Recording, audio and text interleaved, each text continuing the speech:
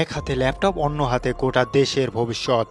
ভাবুন তো, এমন একজন মানুষ যে চাইলে এক নিমিষেই দেশের ইলেকট্রিসিটি, ব্যাংক আর ট্রাফিক সিস্টেম অচল করে দিতে পারে। কিন্তু সে কি সত্যিই অপরাধী, নাকি এই সব কিছুর আড়ালে লুকিয়ে আছে কোনো এক ভয়ঙ্কর সত্য? আজ আমি আপনাদেরকে শোনাবো এমন একটি পিজা ডেলিভারি বয়ের গল্প, যে রাতারাতি হয়ে উঠেছিল দুনিয়ার মোস্ট ওয়ান্টেড হ্যাকার। কিন্তু গল্পের শেষে এমন টুইস্ট অপেক্ষা করছে যা আপনার মাথা ঘুরিয়ে দেবে। হ্যালো বন্ধুরা, মুভি এক্সপ্লেন বাংলা চ্যানেলে আপনাদেরকে স্বাগতম। আজ আমরা কথা বলবো জার্মানির দুর্দান্ত একটি psychological thriller movie who am I নিয়ে। এই মুভিটি শুধুমাত্র হ্যাকিং নিয়েই নয়, একটি মানুষের মস্তিষ্ক আর প্রতারণার এক চরম খেলা।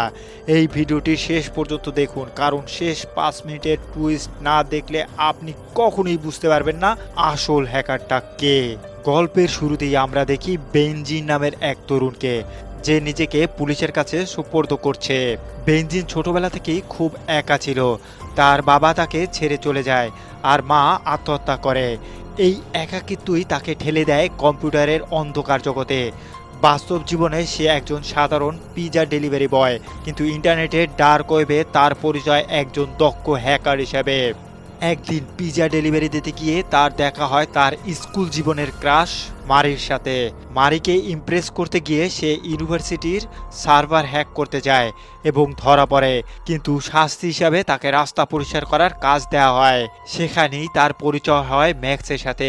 ম্যাক্স ছিল স্ট্রিট স্মার্ট এবং চঞ্চল। ম্যাক্স, বেঞ্জামিন এবং আরও 2 বন্ধু মিলে গঠন করে একটি হ্যাকিং গ্রুপ, যাদের উদ্দেশ্য ছিল বড় বড় সিস্টেম হ্যাক করে দুনিয়াকে হাসানো।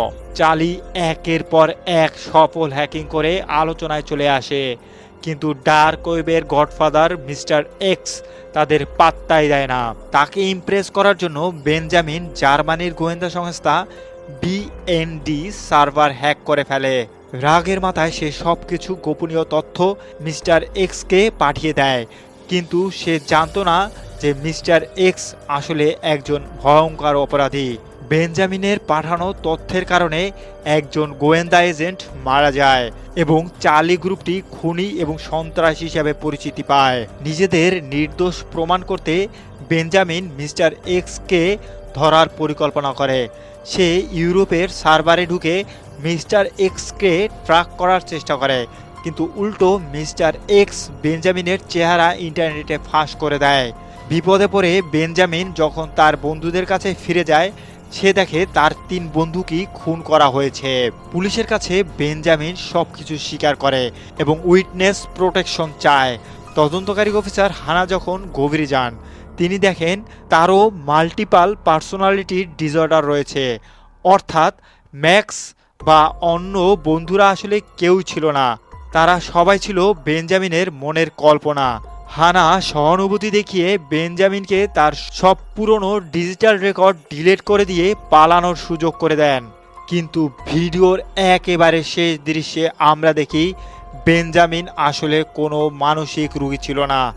সে হানাকে বোকা বানানোর জন্যই এই পুরো নাটকটি সাজিয়েছিল।